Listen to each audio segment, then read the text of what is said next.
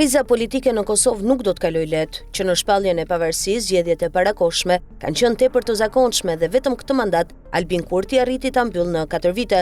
Mirë po duket se kohët e vjetra po rikthehen pas përplasjeve për konstituimin e kuvendit. Duket se tani fillon kriza më e madhe. Albin Kurti nuk ja doli dot të krijojë qeverinë e re dhe po ashtu, edhe opozita duket shumë e vështirë të krijojë shumicën. Sinjalet janë se do të ketë zgjedhje të reja muajin që vjen. Të paktën kjo u paralajmërua nga Albin Kurti. Nga ajo që dëgjuam duket se të gjithë po përgatiten për zgjedhje të reja dhe për balotazhin në zgjedhjet lokale, tha Kurti. Por kryeministri paralajmëroi një krizë të re në pranverë. Në prill duhet votohet presidenti i ri dhe Kurti paralajmëroi se mund të mos ketë konsensus, duke çuar vendin sërish në zgjedhje, sepse kur nuk arritëm të bëjmë 61 deputet për një qeveri të re, atëherë është vështirë e imagjinueshme që të bëjmë kollaj 80 deputet në pranverën e vitit të ardhshëm. Dhe i kemi edhe 4 muaj deri në zgjedhjen e presidentit, theksoi ai. Presidenti zgjidhet me 2/3 e votave të 120 deputetëve, sa ka gjithsej kuvendi. Në rast se kandidati nuk i merr këto vota në 2 raundet e para, në raundin e tretë zgjidhet me votat e gjysmës së deputetëve. Në rast se nuk zgjidhet as në raundin e tretë, atëherë kuvendi shpërndahet dhe shpallen zgjedhjet e reja. Sinjalet e Kurtit janë se edhe pas zgjedhjeve të parakohshme në dimër,